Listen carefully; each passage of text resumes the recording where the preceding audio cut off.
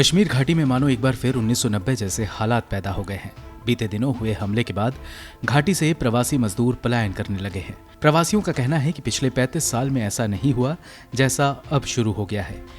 अभी जो हम बिहार जा रहे हैं कोई मजबूरी नहीं है, मगर हम सिर्फ डर के मारे जा रहा हूँ ना। कभी ये कहानी होता है, कभी वो कहानी होता है। मतलब 35 साल के दरमियान में कभी नहीं हुआ था ऐसा कहानी जो अभी हो रहा है इस दरमियान में। पिछले 15 दिनों में चरमपंथी हमलों में कम से कम 10 लोग मारे गए हैं। इससे घाटी और जम्मू में रह रहे मूल निवासियों में भी डर का माहौल है और ऐसे में कश्मीरी पंडितों का भी पलायन शुरू हो गया है। घाटी में उत्पन्न हुए यह तनावपूर्ण हालात केंद्र के धारा 370 हटाए जाने के बाद किए गए दावों पर सवालिया निशान लगाता है। कश्मीर के कुलगाम में बीते रविवार को बिहार से आए 2 प्रवासियों की चरमपंथियों ने हत्या कर दी है। चरमपंथी कुलगाम जिले के वानपोह में रह रहे 3 बिहार प्रवासियों के घर में घुसे और उन्हें गोली मार दी। इसमें 2 लोगों की मौत हुई जबकि तीसरा शख्स किसी तरह अपनी जान बचा पाया। इससे पहले शनिवार को एक और बिहार के प्रवासी की श्रीनगर के ईदगाह में और उत्तर प्रदेश के एक मजदूर की पुलवामा में हत्या कर दी गई थी। कहा जा रहा है कि घाटी में आम लोगों की हत्या का ये हालिया सिलसिला अक्टूबर महीने से शुरू हुआ। 6 अक्टूबर को कश्मीर के नामी केमिस्ट माखनलाल बिंद्रू समेत 3 लोगों की चरमपंथियों ने हत्या कर दी थी, जबकि 6 से 7 अक्टूबर के बीच 5 लोगों ने अपनी जान गंवाई थी। आलोचक इसे टारगेट किलिंग बता रहे हैं, जिसमें चुनकर लोगों को निशाना बनाया जा रहा है।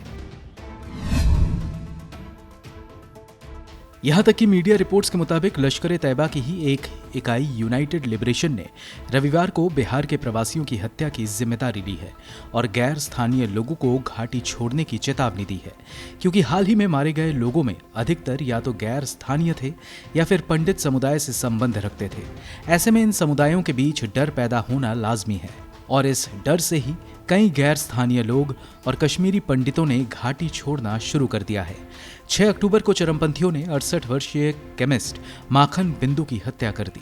बिंदु उन आखिरी कश्मीरी पंडितों में से थे जिन्होंने 1990 के दौर में बड़े स्तर पर हो रहे चरमपंथी हमलों के बीच घाटी में ही रहना चुना। 7 अक्टूबर को एक हमले में श्रीनगर के ईदगाह इलाके में सरकारी स्कूल के प्रिंसिपल और अध्यापक की मौत हो गई। मरने वालों में एक सिख और एक कश्मीरी पंडित शामिल थे। जहां कुछ लोग कश्मीर में लगातार हो रही टारगेट किलिंग के खिलाफ सड़कों पर आवाज उठा रहे हैं, वहीं अब कश्मीरी पंडितों का एक बार फिर घाटी से पलायन शुरू हो गया है। कश्मीर के बुडगाम में शेखपुरा इलाके को 2003 में बसाया गया था ताकि 1990 के दशक में गए पंडितों को वहां रखा जा सके, लेकिन अब दर्जनों परिवारों ने हमले के डर से इलाके को छोड़ दिया है। ये पलायन खासकर ईदगाह में सरकारी स्कूल में टीचर की हत्या के बाद शुरू हुआ। इस हमले के एक दिन बाद बड़ी संख्या में पंडितों ने घाटी छोड़ दी थी।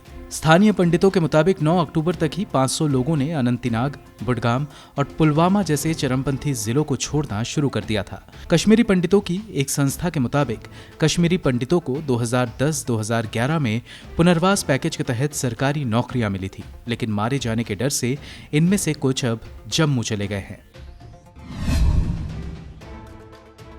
वो पंडित जो अब कश्मीर छोड़ रहे हैं, उनका साफ तौर पर कहना है कि घाटी में अब माहौल 1990 जैसा ही हो गया है, और हो भी क्यों ना, तब भी घाटी में हिंसा चरम पर पहुंच चुकी थी और राजनेताओं से लेकर पत्रकारों और कवियों तक की चरमपंथियों ने हत्या कर दी थी।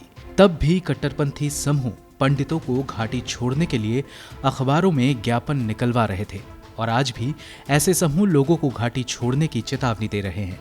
आंकड़ों की माने तो 1990 में कश्मीर में पंडितों की आबादी 1,40,000 की थी, जिसमें से 1 लाख लोगों ने कुछ दिनों के हेरफेर में अपने घर छोड़ दिए थे।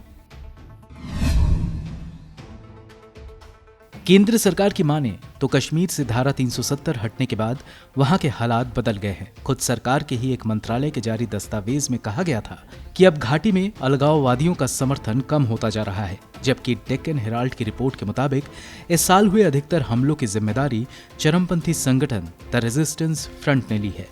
अब बात करें आंकड़ों की तो साल 2021 में 7 अक्टूबर तक 25 लोगों ने हिंसा में अपनी जान गंवाई और इस दौरान 20 सुरक्षाकर्मी भी मारे गए, जबकि साल 2020 में 33 आम लोग और 46 सुरक्षाकर्मी मारे गए थे।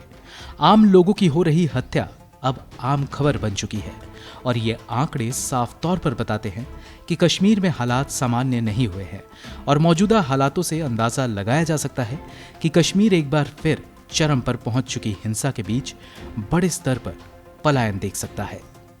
ब्यूरो रिपोर्ट, गो न्यूज।